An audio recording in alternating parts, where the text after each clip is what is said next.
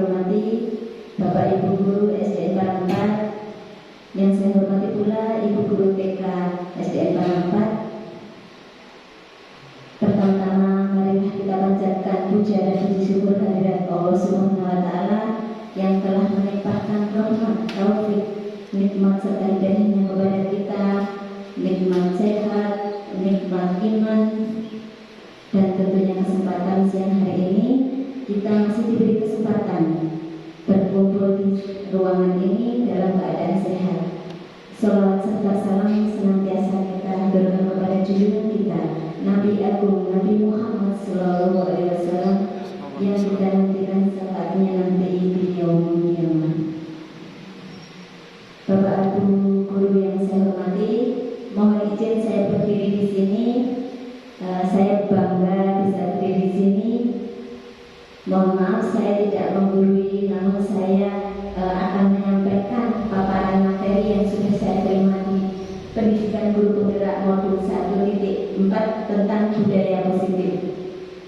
Tentunya kesempatan ini salah satu tugas aksi nyata Modul 1.4 yang tentunya kita akan implementasikan di sekolah kita SDN Parangpat. Sebelum acara dimulai, marilah kita berdoa terlebih dahulu. Semoga acara pada siang hari ini berjalan dengan lancar. Mohon bantuannya kepada beliau Bapak Agus. Saya persilahkan untuk memimpin doa.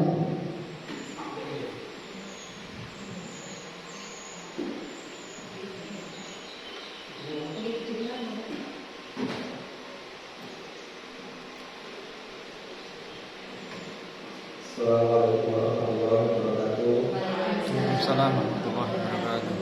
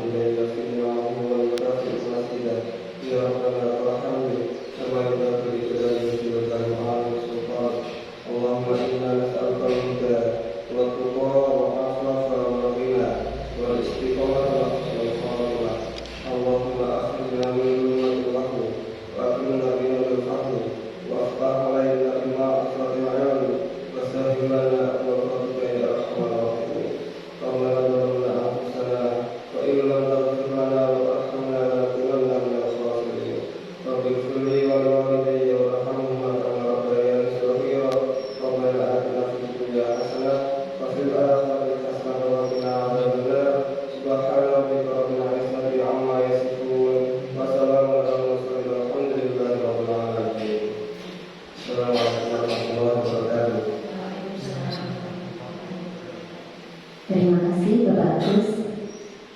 Masih semangat Bapak Ibu? Meskipun ngantuk tapi tetap semangat ya? Ya. Di sini saya akan menyebarkan pemahaman dan penerapan pengalaman saya di Pendidikan Guru Penggerak Modul 1.4 tentang budaya positif. Saya Dwi Nuratin, JKP Angkatan 9 Kabupaten Magetan dari SDN Parangpat, Kecamatan Parang, Kabupaten Magetan. Di sini ada konsep budaya positif. Sebelumnya saya ingin bertanya dulu kepada Bapak Ibu Guru. Saat mendengar budaya positif dari Bapak Ibu mungkin ada terbesit pendapat itu. Monggo, Bu Sri. Kebiasaan yang baik yang perlu dilestarikan. Oh iya, Perlu dipupuk, perlu diteruskan, dikembangkan, dan dibudayakan. Oh iya, terima kasih. Terima kasih Bu Sri, luar biasa sekali. Ada yang berpendapat lain, Bapak Ibu? Sama? Oh iya, budaya positif itu betul sekali apa yang disampaikan Bu Sri Isna ini. Sebelumnya Bapak Ibu tidak supaya rileks, seadanya membuat disambi. Budaya positif. Nanti dalam budaya positif kita akan menjabarkan paparannya ada beberapa poin, yaitu perubahan paradigma belajar, disiplin positif, nilai-nilai kebajikan, kebutuhan dasar manusia, motivasi perilaku manusia, posisi kontrol guru, keyakinan kelas, dan segitiga restitusi. Dari paparan ini nanti kita akan menjabarkan satu persatu Bapak Ibu. Nah, yang pertama yaitu tentang pembelajaran paradigma baru. Nah, sekarang yang lagi saat ini adalah mungkin kita tidak asing lagi dengan istilah pembelajaran paradigma baru. Mungkin ada yang ingin memberikan pendapat juga. Apa atau pembelajaran paradigma baru? Dari Pak Agus? Tidak, silakan. Siapa yang ingin pendapat? Pembelajaran paradigma baru, coba kita lihat. Pembelajaran paradigma baru yaitu merupakan pembelajaran yang dirancang berdasarkan prinsip berdiferensiasi sehingga para peserta didik belajar sesuai kebutuhannya berdasarkan tahap perkembangan sesuai teori psikologi modern untuk mewujudkan profil pelajar Pancasila. Jadi yang dimaksud paradigma baru itu adalah berdiferensiasi. Artinya kita belajar itu kita mengenal istilah dulu itu ada yang berpusat pada guru dan berpusat pada siswa. Bapak Ibu selama ini yang sudah diterapkan kira-kira pembelajaran yang berpusat pada guru apa berpusat pada siswa? Pada siswa, luar biasa sekali. Memang Bapak Ibu guru pembelajaran memang berpusat pada siswa. Mungkin kita dulu sekolah itu kita masih melihat, kita masih merasakan dan kita mungkin juga mengalami pembelajaran itu masih berpusat pada guru, yaitu guru itu aktif ceramah, muridnya yang memperhatikan guru. Seperti itu ya. Jadi gurunya sampai capek, kadang-kadang muridnya bengong, ngelamun, kita apa yang dipikirkan. Nah, itulah yang akan kita pelajari bersama Bapak Ibu. Mari kita ubah dari pola pembelajaran yang berpusat dari guru ke pembelajaran berpusat pada siswa. Berpusat pada siswa artinya adalah siswa berperan aktif dalam pembelajaran, guru tinggal menuntun dan mengarahkan. Jadi anak diajak terlibat langsung dalam pembelajaran. Itu yang dimaksud berdiferensiasi. Nah, dalam paradigma baru untuk mewujudkan profil pelajar Pancasila tentunya ada 6 dimensi yang sudah tidak asing lagi dan sudah diimplementasikan lewat lagu. Saya dengar kelas 1, kelas 2 itu sudah sering menyanyikan lagu profil pelajar Pancasila. Ya, yang pertama yaitu beriman dan bertakwa kepada Tuhan Yang Maha Esa. Tentunya kita dalam pembelajaran itu mengacu membimbing putra-putri kita nanti agar selalu senantiasa beriman dan bertakwa kepada Tuhan Yang Maha Esa. Yang kedua yaitu berkebinekaan global. Ini kaitannya dengan kebudayaan yang ada di Indonesia dan kebudayaan yang ada di sekitar kita. Yang ketiga yaitu bergotong royong. Bergotong royong tentunya kaitannya yaitu dengan kerjasama dan kolaborasi. Kolaborasi di sini kalau siswa ya dengan temannya, dengan guru, kalau pihak sekolah itu tentunya dengan stakeholder yang terkait dengan pendidikan. Seperti itu. Selanjutnya yaitu kreatif. Kita mengarahkan siswa untuk selalu kreatif menciptakan hal-hal baru yang mereka temukan dari dalam diri mereka. Selanjutnya bernalar kritis. Bernalar kritis itu mampu memecahkan masalah, menemukan ide-idenya dan mampu mengatasi masalahnya sendiri dan berpikir tingkat tinggi. Tentunya yang terakhir yaitu mandiri. Jadi siswa nanti kita berusaha mendampingi putra-putri kita untuk bisa mandiri dalam memenuhi kebutuhannya mereka.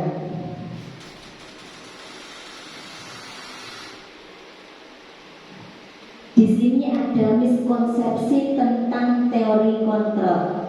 Miskonsepsi di sini artinya adalah hal-hal atau pendapat yang selama ini sudah istilahnya sudah menancap di pikiran orang. Nah, ini kita coba kupas satu-satu. Ilusi guru mengontrol murid.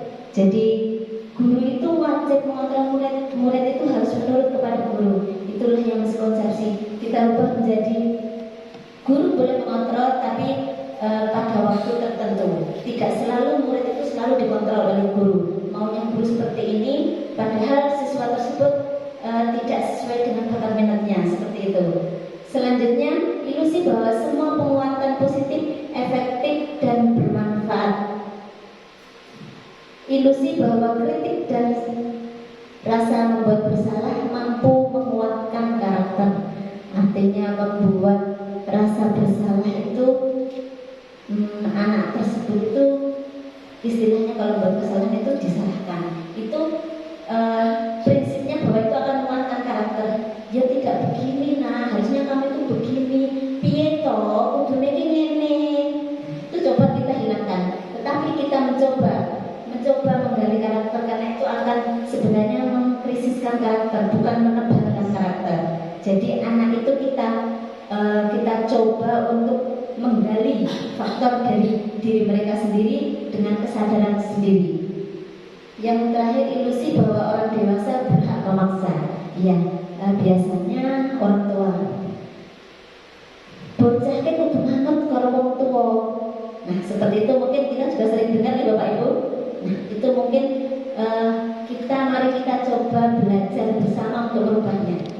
Nah, anak itu punya potensi, punya karakter sendiri-sendiri. Jadi kita mencoba untuk menjadikan mereka sesuai dengan potensi yang ada pada dirinya. Bukan orang tua yang memaksakan kehendak, kamu besok harus sekolah ini, kamu harus jadi ini. Seperti itu sekarang sudah tidak berlaku. Mari kita coba bersama-sama untuk merubah miskonsepsi teori kontrol tersebut.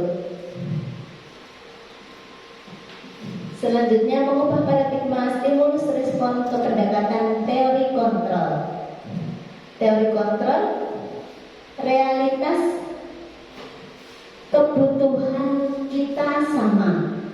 Padahal teori kontrolnya bahwa kita itu berbeda. Kebutuhan masing-masing anak itu berbeda sebenarnya. Kita tidak bisa memperlakukan satu kelas itu sama seperti itu. Jadi makanya ada asesmen awal ya Bu. Itu asesmen awal itu fungsinya untuk mengelompokkan. Jadi siswa tersebut gaya belajarnya kinestetik, visual, ya kan? Seperti itu. Jadi kita harus mengelompokkannya begitu. Jadi tidak bisa dipikul rata sama semua. Kamu harus menulis, kamu harus melihat gambar ini. Nah, tidak seperti itu sekarang. Jadi makanya sekarang harus ada asesmen seperti itu. Jadi untuk memetakan kebutuhan dan gaya belajar siswa. Yang kedua, stimulus responnya, semua orang melihat hal yang sama. Pada teori kontrolnya, setiap orang memiliki gambaran yang berbeda. Jadi melihat orang itu pada sisi yang sama itu tidak benar.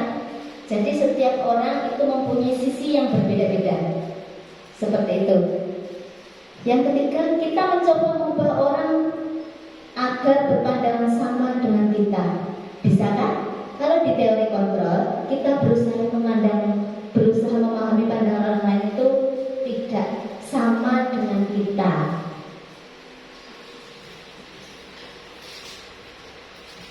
Selanjutnya, perilaku buruk dilihat sebagai suatu kesalahan. Semua perilaku memiliki tujuan. Jadi sebenarnya semua perilaku itu mempunyai tujuan. Orang lain bisa mengontrol saya. Teori kontrolnya, hanya Anda yang bisa mengontrol diri Anda. Jadi masing-masing orang itu sebenarnya punya kontrol sendiri-sendiri. Orang lain tidak bisa mengontrolnya. Mungkin bisa pun itu tidak jangka panjang, hanya jangka pendek. Saya bisa mengontrol orang lain. Sudah ya, pemaksaan ada pada saat bujukan gagal. Teori kontrolnya kolaborasi dan konsensus menciptakan pilihan-pilihan baru.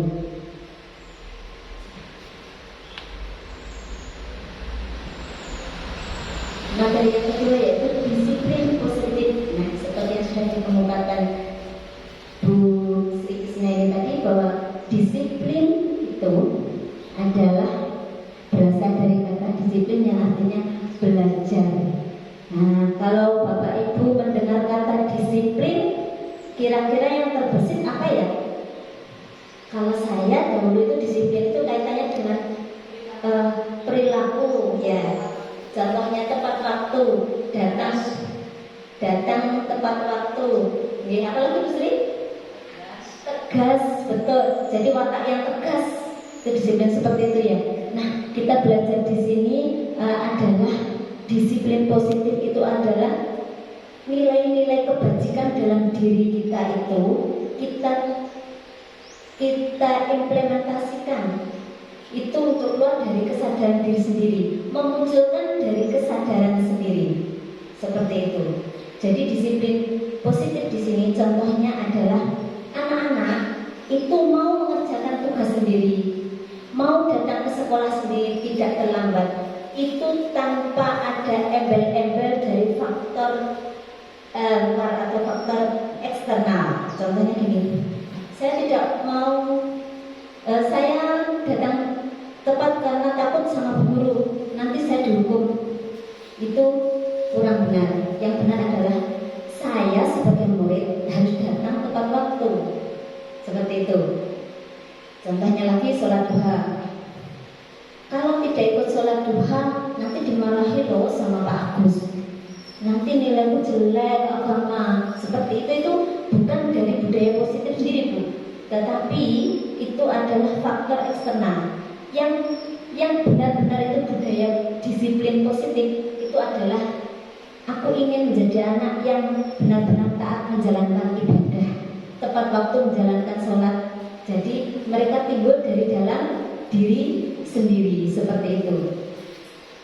Disiplin positif merupakan salah satu cara penerapan disiplin yang bertujuan untuk menumbuhkan kesadaran peserta didik, memberdayakan peserta didik tanpa imbalan, penghargaan atau reward, tanpa ancaman dan hukuman. Jadi benar-benar timbul dari dalam diri siswa. Memang tidak mudah, Bu, anak-anak kalau tidak diancam sesuatu atau diberi hadiah. Contohnya saja saya kemarin mencoba memancing anak menghafalkan pembukaan UD45, diberi ribet uang, seperti itu ya. Itu sebenarnya tidak jangka panjang, itu akan berlaku dalam jangka pendek.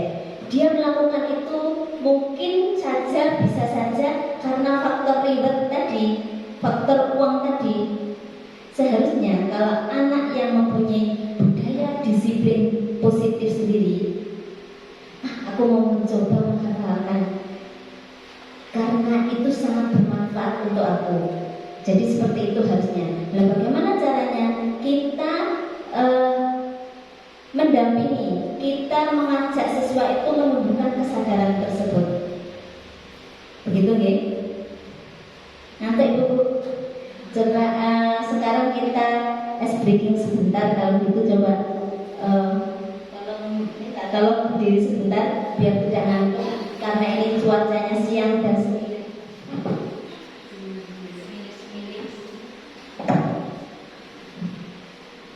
Lagunya apa ya Bu ya? Negelman. Nah ini pada hari Minggu turun ayah ke kota, naik delman istimewa, duduk di muka, duduk samping Pak Kusir yang sedang bekerja, mengendarai kuda supaya baik jalannya. Nah, coba saya sekarang yang bernyanyi, Bapak Ibu yang melakukan gerakan. Akan saya buat agak cepat biar ngantuknya hilang. Coba kalau di biar kompak. Kanan dulu. Coba mulai nih. Pada hari Minggu ku turut ayah ke kota, naik delman istimewa, ku duduk di muka, ku duduk samping Pak Kusir yang sedang bekerja, mengendarai kuda supaya baik jalannya. Ya, terima kasih. Silakan duduk kembali Bapak Ibu. Sudah hilang ngantuknya guys. Yang selanjutnya yaitu nilai-nilai kebajikan. Pernah mendengar nih Bapak Ibu istilah tersebut? Ini saya lewati saja. Nilai-nilai kebajikan adalah nilai-nilai kebaikan yang bisa kita terapkan dalam kehidupan sehari-hari. Nah, nilai-nilai kebajikan itu contohnya apa ya Ibu?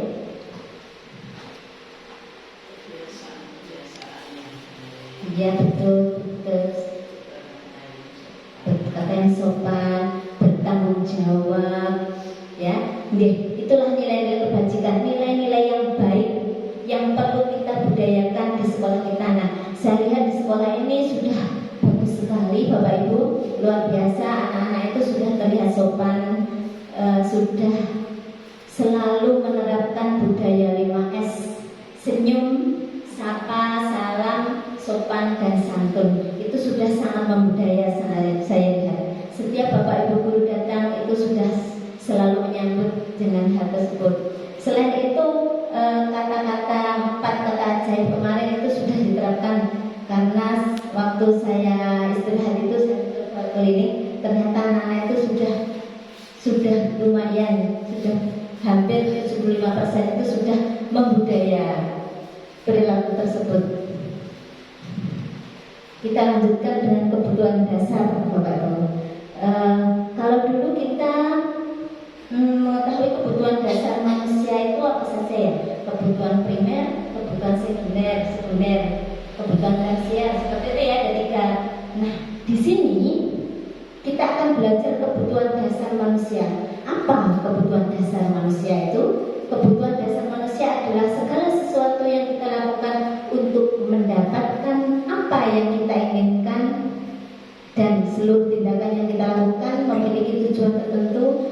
Semua usaha terbaik yang kita lakukan adalah dalam rangka untuk memenuhi kebutuhan dasar kita, yaitu Bapak Ibu, kita melihat siswa-siswi kita itu terkadang ada yang berperilaku aneh. Contohnya, Bu Sri masuk kelas, ada Mbak Najwa misalnya, di kelas itu geletak gini. Bolehkah kita langsung gini, Najwa, kamu itu tidak tidur terus aja di kelas. Nah, seperti itu. Mungkin itu cara yang kurang tepat. Cara tepat adalah menanya, Mbak Najwa, kenapa kok tidur? Dia akan menyampaikan apa yang menjadi alasan dia tidur. Pasti ada kebutuhan dasar yang belum terpenuhi. Contohnya apa? Belum sarapan, bisa jadi, atau kebutuhan belum tidur, seperti itu. Itu berlaku untuk siswa. Ada lagi mungkin ada anak, contohnya kemarin saya lihat Mbak Inara, ya, perilakunya memang unik. Dia tidak bisa mengontrol emosi. Saya lihat sampai bukunya Bu Nanti itu kemarin dibuang habis-habisan. Saya datang, saya biarkan karena dia emosi. Mbak Inara mau merapikan bukunya Bu Guru ya? Saya cuma gitu. Langsung dia redam emosinya, diambil satu persatu, ditata dengan rapi. Kenapa Mbak Inara? Saya ajak bicara, ternyata dia tidak bisa menahan dirinya karena tulisannya jelek, tidak pas gitu. Akhirnya LKS-nya disobek semua. LKS pelajar PKN ya nanti itu disobek sampai habis itu Bianti. Habis sama tugasnya 1 lembar. Kemudian saya tanya, saya ajak, sudah ayo kita minum air putih, saya ajak ke dapur, saya tanya, Mungkin itu ilmu saya dari PGB juga saya terapkan. Mbak Kinara, kenapa ya tadi kok bukunya disobek? Iya Bu Guru, soalnya tulisan saya jelek. Tapi kalau sudah marah dan bukunya disobek, bukunya bisa kembali betul lagi enggak? Tidak. Terus tulisannya yang di depan bagus-bagus Mbak Kinara kerjakan itu bisa kembali lagi tidak? Tidak. Terus gimana? Iya ya Bu Guru, kalau menyobek buku itu menurut Mbak Kinara salah apa benar? Salah. Dia kelihatan langsung menyesal dan tahu kesalahannya di mana. Mungkin itu yang selalu kita tumbuhkan pada anak biar dia tahu kesalahannya sendiri. Akhirnya besok dia datang menemui saya, Bu Guru, saya itu menyesal buku saya sobek, tapi saya takut dimarahi oleh ayah. Ya Gusti, bilang begitu ya Gusti. Tapi saya takut dimarahi ayah. Terus Pak Busri juga menanya, kamu sering dimarahi ayah? Ya. Ceritanya, iya Bu, soalnya apa? Soalnya kadang kalau waktunya ngaji, tidak ngaji gitu ya Bu ya. Akhirnya itu terbawa dampak emosional anak. Itu ternyata memang luar biasa. Nah, seperti itulah contohnya. Jadi anak yang berperilaku yang tidak sama dengan teman lain mungkin menonjol, itulah perlu kita cari tahu. Kebutuhan dasar apa yang belum mereka penuhi? Mungkin kurang kasih sayang, kurang perhatian, seperti itu. Kebutuhan dasar di sini ada 5, yaitu 1. Bertahan hidup, 2. Kasih sayang, 3. Kebebasan, 4. Kesenangan, 5. Penguasaan. Yang tercakup dalam dimensi tersebut apa saja? Contohnya bertahan hidup itu kaitannya dengan kesehatan, punya rumah, makanan, dan memiliki keturunan. Selanjutnya untuk kasih sayang dan rasa diterima itu kebutuhan terhubung dengan orang lain, teman, keluarga, rekan kerja, binatang piaraan, gitu ya. Memang ada sebagian orang itu yang luar biasa memiliki binatang piaraan, itu bagian dari semangatnya juga. Bagian penguasaan yaitu kekuatan untuk mencapai sesuatu, menjadi kompeten, menjadi terampil, memiliki harga diri ya. Dia ingin penguasaan, contohnya adalah kalau kasih sayang tadi, contohnya mungkin Mbak Kinara tadi bisa masuk ke aspek itu. Untuk penguasaan mungkin di kelas Bapak Ibu ada siswa yang maunya itu ngatur teman-temannya. Ada tidak dia? Dia tidak mau diatur temannya. Dia maunya ini loh, mana loh? Dia maunya temannya itu dia. Itulah penguasaan, kebutuhan penguasaan bagi dia. Selanjutnya kebutuhan kebebasan. Contohnya yaitu banyak bergerak, mencoba-coba, tidak terpengaruh orang lain, senang mencoba hal baru dan menarik. Contohnya adalah anak yang punya kebebasan itu kalau diajak di kelas, dia jenuh pengennya di luar. Kalau diajak pembelajaran di luar, dia senang sekali, langsung dia semangat. Seperti itu, dia butuh kebebasan. Selanjutnya adalah kesenangan. Kesenangan kaitannya bermain, tertawa, melakukan hal yang disenangi. Mungkin Bapak Ibu bisa memenuhi kebutuhan anak tersebut lewat pembelajaran yang menarik. Ada humornya, ada gamenya yang disukai anak. Jadi anak-anak merasa senang. Seperti itu. Oke. Selanjutnya motivasi perilaku manusia yang kelima ini. Motivasi perilaku manusia. Motivasi di sini ada 2, motivasi ekstrinsik dan motivasi intrinsik. Motivasi ekstrinsik tentunya dari faktor luar, bukan dari dalam. Sedangkan faktor intrinsik adalah faktor dalam diri seseorang tersebut. Nah, motivasi ekstrinsik itu mempunyai ciri-ciri, yaitu untuk menghindari ketidaknyamanan atau hukuman. Dia melakukannya hanya untuk menghindari hukuman atau rasa tidak nyaman. Selanjutnya yaitu untuk mendapatkan imbalan, penghargaan diri dari orang lain. Berarti dia melakukan motivasinya itu, 2 itu. Tetapi kalau motivasi intrinsik yaitu untuk menjadi orang yang mereka inginkan dan menghargai diri sendiri dengan yang mereka percaya itu benar-benar timbul dari kesadaran dan dari nilai kebajikan dalam dirinya sendiri tanpa faktor ekstrinsik. Nah, di sini ada hukuman, konsekuensi, dan restitusi. Perbedaannya apa ya? Kalau hukuman jelas nih, tidak terencana atau tiba-tiba. Yang kedua, murid tidak tahu apa yang akan terjadi atau tidak dilibatkan, bersifat satu arah, berupa hukuman fisik atau psikis. Contohnya apa ini? Mungkin zaman kita sekolah diterapkan kalau terlambat sekolah berlari mengelilingi lapangan 10 kali. Itu termasuk hukuman apa bukan Bapak? Hukuman. Karena kadang-kadang Bapak Ibu guru yang berbeda akan memberikan hukuman yang berbeda.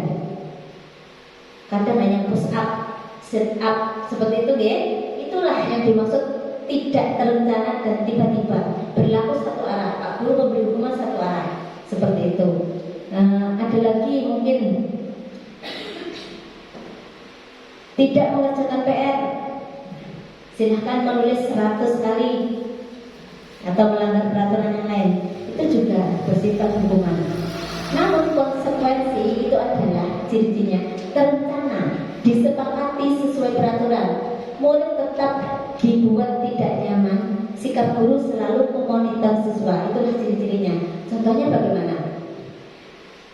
Anak satu kelas itu misalkan sudah diberitahu, anak-anak kalau tidak mengerjakan PR nanti konsekuensinya apa?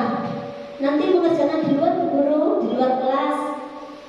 Ada lagi, kalau datang terlambat bagaimana anak-anak? Lari guru satu putaran lapangan, seperti itu. Itu namanya konsekuensi karena sudah diketahui.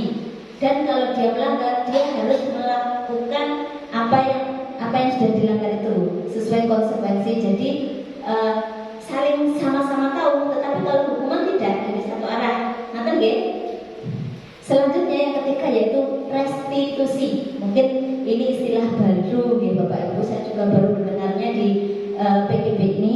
Restitusi itu mungkin cirinya yaitu proses menciptakan kondisi bagi siswa untuk memperbaiki kesalahan. Proses kolaboratif yang mengajarkan murid untuk mencari solusinya sendiri. Guru hanya membantu mencarikan solusi dan mengajak untuk mencari solusi tersebut supaya anak tidak mengulangi, namun berdasarkan dari kesadaran sendiri. Nah, di sini ada posisi kontrol guru. Ada berapa posisi kontrol guru? Ada 5. Yang pertama yaitu penghukum, yang kedua pembuat rasa bersalah, yang ketiga teman, yang keempat pemantau, yang terakhir manajer. Kira-kira Bapak Ibu merasa di posisi kontrol yang mana? Coba kita lihat nanti, nggih. Contoh penerapan 5 posisi kontrol bagi guru. Ada kasus yang sama, nanti Bapak Ibu coba refleksi sendiri berada di posisi kontrol bagian apa. Siswa tidak memakai atribut lengkap saat upacara bendera.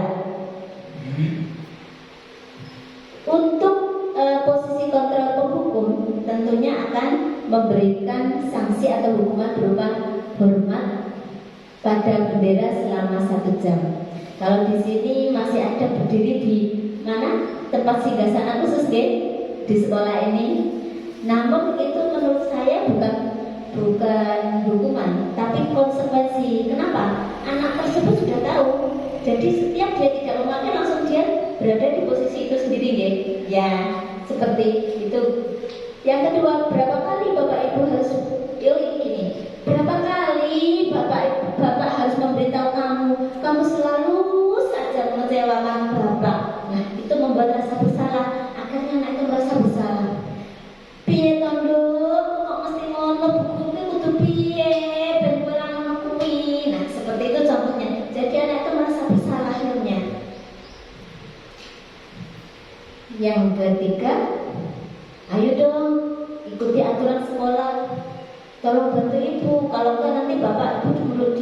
marahi sama bapak kepala sekolah, misalnya seperti itu. Sekali ini saja ya, tidak apa-apa, lain kali tidak usah berbuat seperti itu lagi. Itu sebagai teman. Ayo dong Mbak Naswa kerjakan PR-nya. Nanti kalau Mbak kerjakan PR, Bu Sri bisa dimarahi bu kepala sekolah loh. Nah seperti itu adalah sebagai teman. Ya. Tetap menyampaikannya itu dengan senyum, tetapi ada embel-embelnya itu tadi. Selanjutnya yang keempat, kamu sudah melanggar peraturan sekolah. Kamu tahu konsekuensinya? Setelah upacara, kamu beri atribut ke koperasi dengan jangan lupa, jangan diulangi lagi ya. Itu adalah posisi pemantau. Jadi setelah anak itu mengetahui kesalahannya, disuruh perbaiki, namun guru tersebut masih memantau. Besok lagi dilihat lagi, beli tapi jangan diulangi lagi ya. Seperti dia akan memonitor terus Bapak Ibu guru tersebut. Dan yang terakhir, kata-kata yang diucapkan oleh Bapak Ibu guru mungkin seperti ini. Apakah kamu tahu kesalahanmu? Kira-kira bagaimana kamu memperbaiki kesalahanmu? Nah, disitulah letak siswa tersebut akan memberikan jawaban dari dalam dirinya sendiri. Disinilah posisi kontrol seorang guru sebagai manajer. Oke? Nah, pada posisi kontrol 5 ini kira-kira yang paling tepat yang mana Bapak Ibu? Manajer. Oke, luar biasa, manajer. Betul sekali, luar biasa. Nah, bagaimana cara kita untuk menjadi manajer? Kita akan merubah secara perlahan-lahan.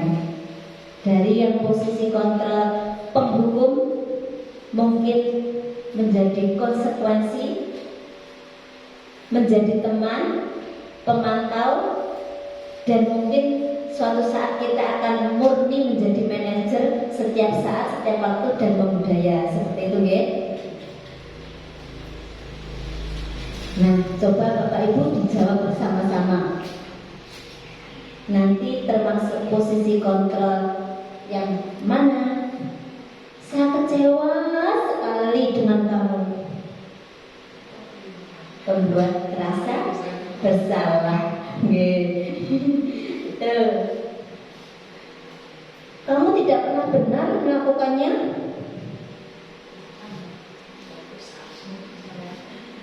Sama? Sama. Ya, membuat rasa bersalah juga ya.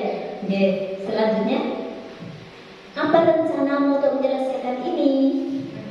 Manajer. Ya, jadi manajer itu menggali pendapat anak tersebut, menggali faktor intrinsik anak tersebut. Dia akan mencarikan solusinya.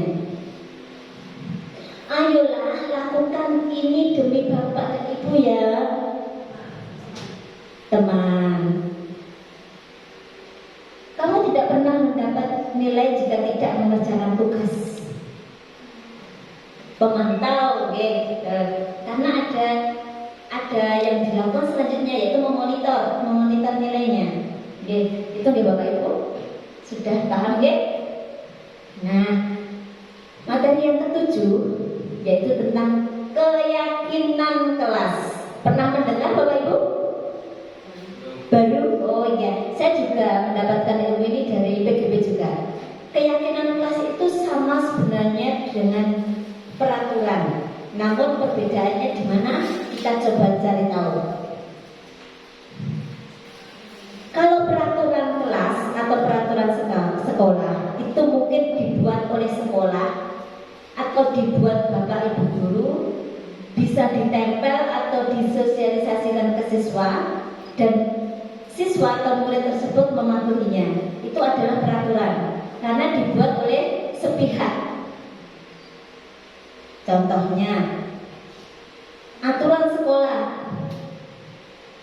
datang tepat waktu, berseragam lengkap, seperti itu. Apalagi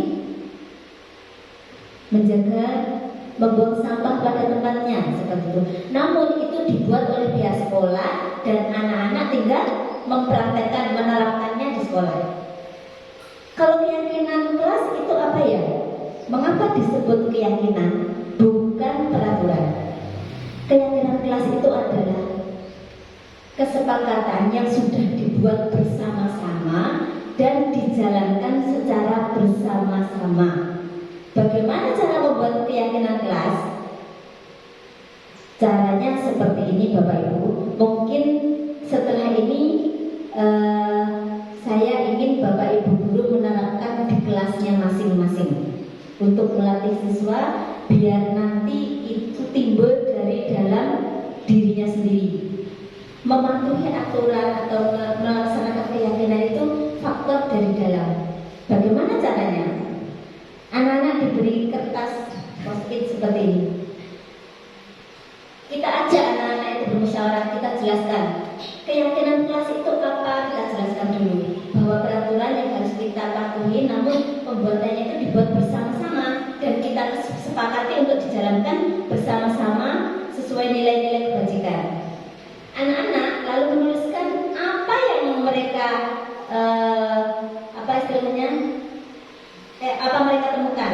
Contohnya, satu anak menemukan 3 pendapat. Di kelas harusnya bagaimana anak-anak? Tidak boleh makan, tulis saja tidak boleh makan. Yang kedua, tulis lagi, tidak boleh tidur guru. Oh ya, ada lagi, sepatunya dilepas, mungkin ada yang tulis itu. Namanya juga anak-anak, pasti ada nulis menuliskannya macam-macam. Gak apa-apa, kita tempel, suruh menempel mereka. Tempel di papan tulis. Berapapun pendapatnya silahkan ditampung. Setelah anak-anak mengemukakan pendapatnya, kita kelompokkan. Oh, ini jawaban Inara sama Tiara sama dikelompokkan sini. Dikelompokkan. Akhirnya kita ajak anak-anak. Dalam membuat keyakinan kelas, usahakan membuat kalimat positif, menggunakan kalimat positif. Yang dulu mungkin tidak membuang sampah sembarangan. Kata tidak itu diganti. Apa contohnya? Betul, bagus sekali. Terus contohnya lagi, apa ya? Bisa beri contoh Bapak Ibu? Tidak boleh merokok, ya. Coba kita ganti dengan kalimat positif. Merokok dapat membunuhmu, atau merokoklah di tempat yang sudah disediakan. Tapi untuk siswa nggak ada ya Pak merokok. Dilarang merokok, itu diganti dengan tadi katanya Bu Yun tadi, betul. Merokok dapat membunuhmu, sudah tahu itu, berarti itu kalimat positif, tidak ada kata tidak. Terus tidak membuang sampah sembarangan diganti dengan jagalah kebersihan. Seperti itu lebih positif dan mungkin lebih enak lagi dibaca, dipahami gitu ya. Oke. Nah, pembentukan keyakinan kelas itu bersifat abstrak, berupa pernyataan universal, dibuat dalam pernyataan positif, sedikit saja agar mudah diingat. Jadi mulai dikelompokkan tadi, diambil poin-poin penting, lalu disepakati setuju ya yang ini. Iya Bu Guru setuju. Kalau sudah setuju berarti sudah, silakan Bapak Ibu Guru membuat poster atau membuat banner ditempel di kelas. Berarti inilah keyakinan kelas yang kalian buat, sudah disepakati, berarti silahkan dilaksanakan bersama-sama. Seperti itu. Oke. Pembuatan keyakinan kelas sudah saya demonstrasikan. Nah, nanti untuk keyakinan kelas boleh Bapak Ibu Guru coba di kelas. Mungkin untuk kelas atas sudah lumayan mandiri. Kalau adik-adik yang masih kecil, kelas bawah, mungkin dengan panduan Bu Nanti, Bu Yui tadi seperti itu, kita latih membuat keyakinan kelas dari mungkin 3 atau 2 saja keyakinan kelas biar disepakati dan dijalankan bersama-sama. Yang terakhir ini yaitu segitiga restitusi. Tadi sudah mendengar restitusi ya Bapak Ibu? Ya, restitusi di sini ada segitiga. Maksudnya apa ya? Nah, di sini segitiga restitusi karena apa? Ada 3 tahapan yang harus dilaksanakan. Segitiga restitusi itu sendiri artinya adalah suatu proses dialog yang dijalankan oleh guru atau orang tua agar dapat menghasilkan murid yang mandiri dan bertanggung jawab. Jadi melakukan dialog dengan anak tersebut. Segitiga restitusi ada 3 tahapan, yaitu yang pertama menstabilkan identitas, yang kedua validasi tindakan yang salah, yang ketiga yaitu menanyakan keyakinan.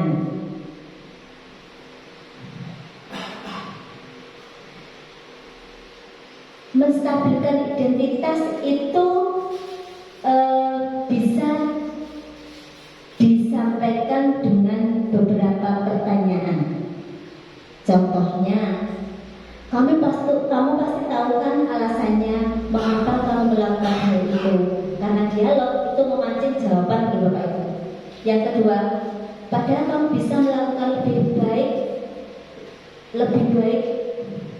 lebih buruk dari ini ya. Maksudnya itu menstabilkan identitas. Kamu patut bangga karena telah dilindungi sesuatu yang penting buatmu. Kamu melakukannya karena mempertahankan sesuatu yang penting bagimu. Tidak apa-apa. Namanya juga manusia. Bu Guru juga pernah salah. Berbuat salah itu manusiawi, nah tidak apa-apa. Itu menstabilkan identitas. Jadi anak-anak merasa identitas kegagalannya itu menjadi identitas sukses. Dia sudah melakukan itu. Contohnya Kinara tadi. Tidak apa-apa. Bu Guru juga pernah marah. Bu Guru waktu kelas 3 juga pernah marah kalau bu gurunya sobek. Seperti itu. Jadi itu namanya menstabilkan identitas. Yang kedua, langkah yang kedua yaitu memvalidasi tindakan yang salah. Itu mohon maaf saya kurang ketik. Memvalidasi tindakan yang salah. Contohnya bisa pernyataan seperti ini. Berbuat salah itu wajar nak. Namanya juga manusia. Semua orang juga pasti pernah berbuat salah. Bapak Ibu juga pernah melakukan itu. Bapak tidak mau mencari siapa yang salah atau siapa yang benar, tapi kita mencari solusi dari permasalahan ini. Kamu berhak kok merasa begitu. Contohnya adalah dengan pernyataan seperti itu. Yang ketiga yaitu menanyakan keyakinan. Pernyataan bagaimana yang disampaikan? Mungkin dari kasusnya Kinara, karena ini sudah contoh dan ini patut dipraktekkan sedikit restitusi. Mungkin pertanyaan Kinara adalah, setelah ini apa yang kamu lakukan Kinara? Kamu tidak punya buku. Ternyata jawabannya begini. Kalau beli lagi ada nggak Bu? Seperti itu. Oh begitu. Kalau tidak ada bagaimana? Nggak tahu gimana ya Bu, di pasar ada apa tidak? Seperti itu. Berarti dia sudah mencoba mencari solusi. Akhirnya saya menjawab, saya coba bantu ya cari di toko kalau ada. Niat saya kan dulu dengan ada sisa. Seperti itu. Jadi biar dia menemukan. Kalau sudah dapat bukunya bagaimana Kak Ayah?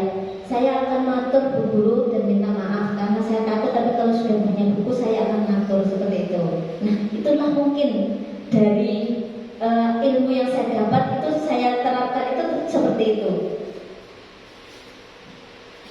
Nah di sini mungkin saya kemarin mencoba membuat video. Sebenarnya ini terjadi pada siswa kelas 4 waktu tidak sholat duha. Namun karena saya membuat videonya itu saya mencoba dengan anak yang mungkin sekiranya pas, saya membuat video. Kasusnya Afif terlambat datang ke sekolah sehingga dia tidak mengikuti kegiatan sholat duha berjamaah di musola. Bisa tidak ya ini?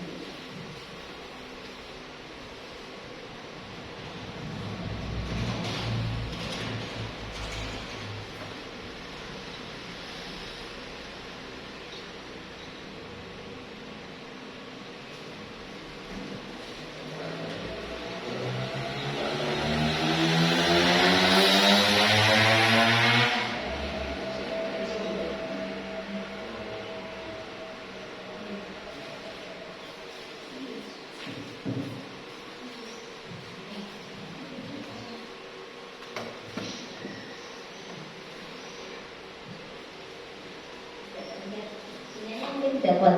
Nah ini saya mencoba membuat videonya dan mempraktekkan segitiga restitusi dengan Afif, namun tidak jalan wifi-nya. Nah,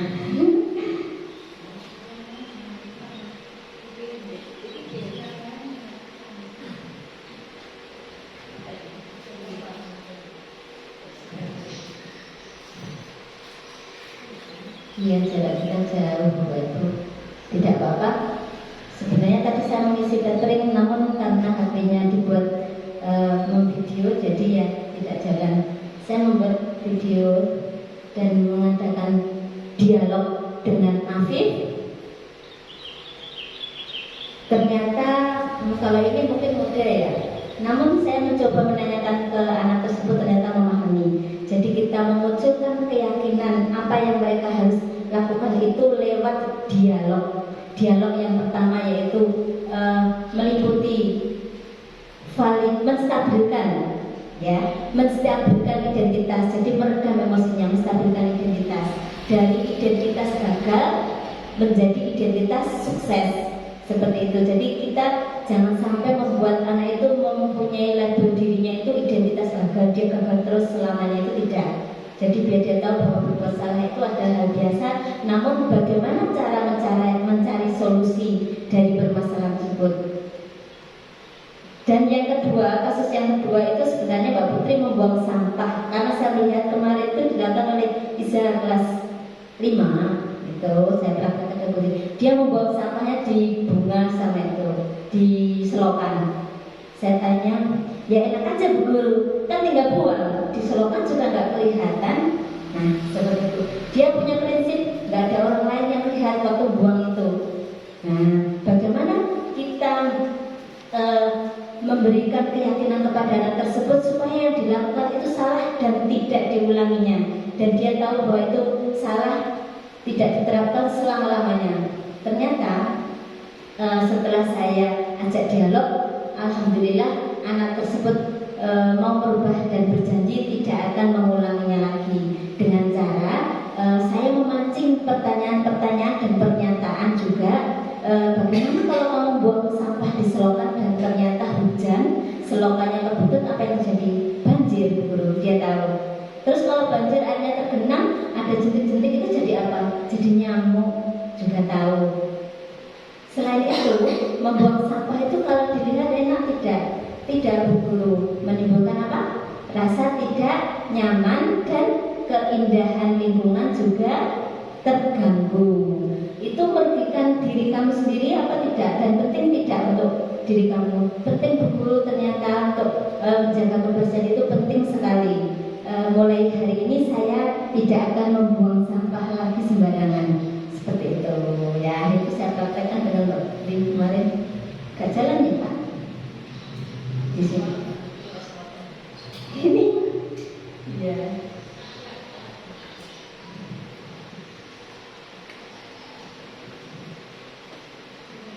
Harusnya di sini jalan. Kesininya jamin. Seperti itu, seperti demikianlah penutup. Untuk videonya mungkin saya putar lain waktu dengan Bapak Ibu Guru dalam kesempatan yang lain. Dalam acara hari ini pemaparan hasil dari materi modul 1.4 tentang budaya positif dalam penerapan program disiplin positif. Hendaknya guru memiliki standar kepribadian profesional dan sosial yang baik, di mana guru harus mampu merefleksikan dirinya dalam posisi kontrol saat ini. Bagaimana perjalanan dirinya sebagai among atau manajer yang menuntun murid-muridnya menjadi insan yang mandiri, merdeka, dan bertanggung jawab. Kiranya itu paparan dari saya. Ada kurang lebihnya saya mohon maaf yang sebesar-besarnya. Apabila ada yang baik monggo diimplementasikan, terutama pertanyaan monggo saya persilahkan. Sinten? Oh nggih, Pak Agus, monggo Pak Agus dipersilakan. Ya, terima kasih. Ya, dulu itu saya punya teman ngajar di SMP dulu. Waktu dulu itu ada teman saya itu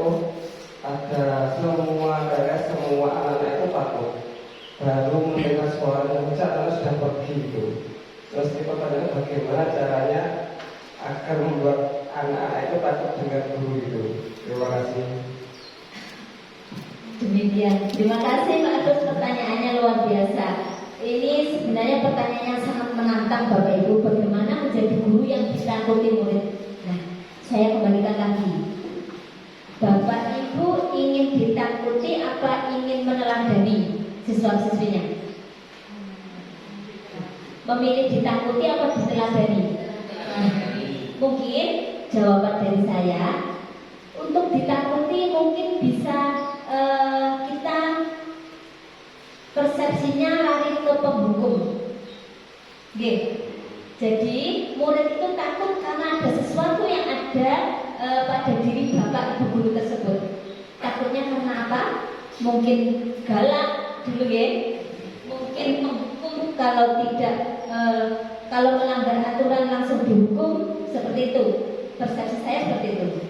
Jadi anak-anak itu merasa takut karena pasti ada konsekuensi untuk dia. Nah, bagaimana caranya? Menurut saya adalah menjadi teladan. Tidak perlu takut tapi menjadi teladan. Karena apa? Takut saja itu mungkin faktor dari ekstrinsik, bukan faktor dari dalam diri anak. Dia takut karena faktor itu tadi. Dia takut dihukum, dia takut untuk menjalankan konsekuensi, atau mungkin dia takut karena dia tidak mendapatkan nilai yang bagus. Seperti itu.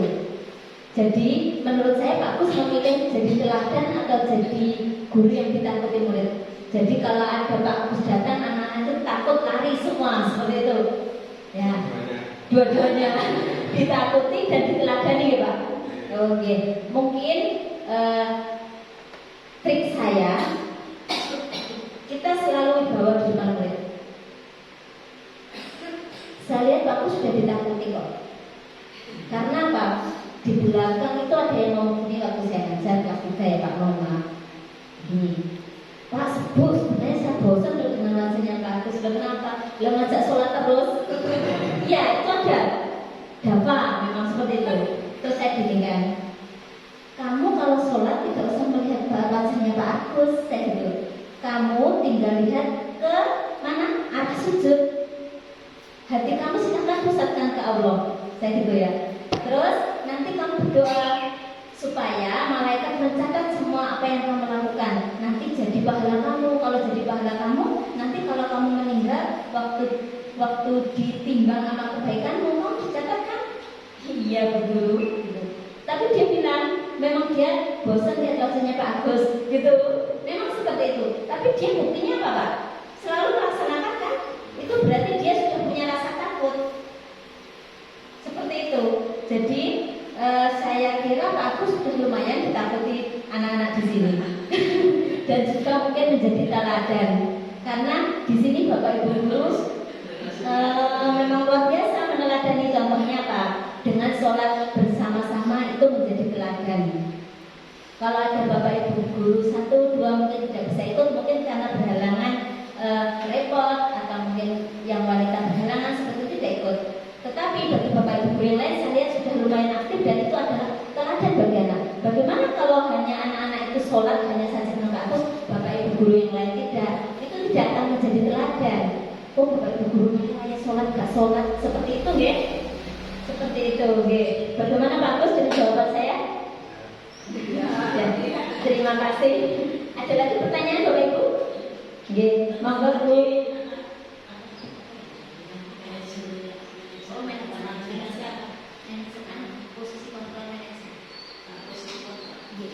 Itu tadi kan ada beberapa item ya. Itu apakah harus yang terbaik manajerial itu tadi? Apakah bisa di masing-masing itu punya itu tadi nilai tadi bisa dikombinasi? Misalkan suatu saat ada yang dari guru itu bisa sebagai teman. Terus suatu saat bisa yang pertama tadi apa ya?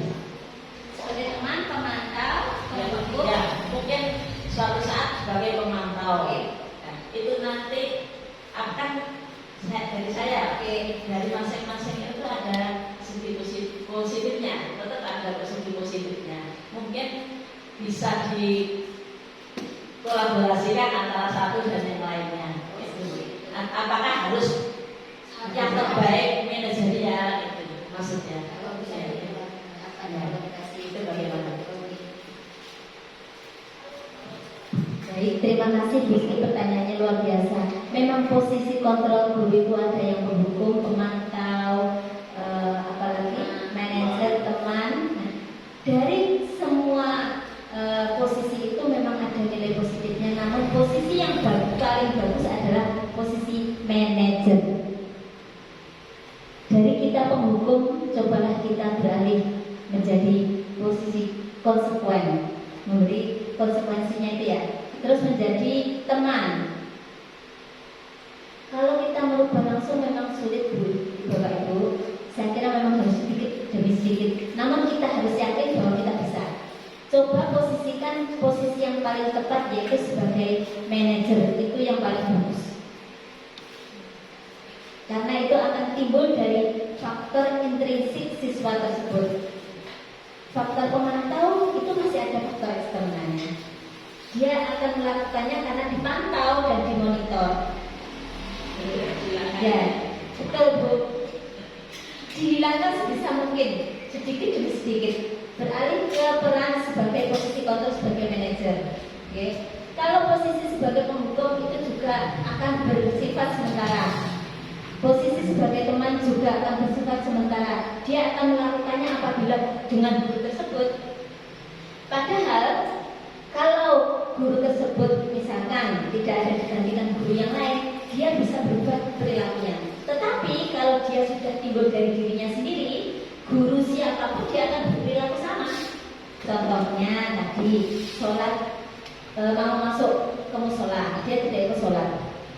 Anak tersebut mau ikut sholat karena ada Pak Agus takut, misalkan ya Pak, ya Bu, karena ada Pak Agus dia takut ikut sholat. Suatu ketika Pak Agus karena ada kepentingan atau rapat dinas, maka yang memimpin sholat adalah Pak Andri. Kalau anak tersebut itu mempunyai faktor intrinsik budaya positifnya, nilai kebajikannya dari dalam diri, dia akan tetap sholat tanpa mempertimbangkan yang memimpin sholat Pak Agus atau Pak Andri. Tetapi kalau dia masih faktornya masih faktor eksternal, maka dia itu bagus, itu bagus, gak usah sholat ya. Pasti seperti itu Bu, contohnya seperti itu. Jadi posisi kontrol sebagai manajer itu adalah membantu siswa mencari solusi dan menanamkan keyakinan dari dalam diri sendiri supaya lebih mandiri dan bertanggung jawab. Seperti itu sih. Bisa diterima? Terima kasih. Ada pertanyaan yang lain? Tidak ada. Terima kasih. Kalau gitu saya tutup. Wassalamualaikum warahmatullahi wabarakatuh.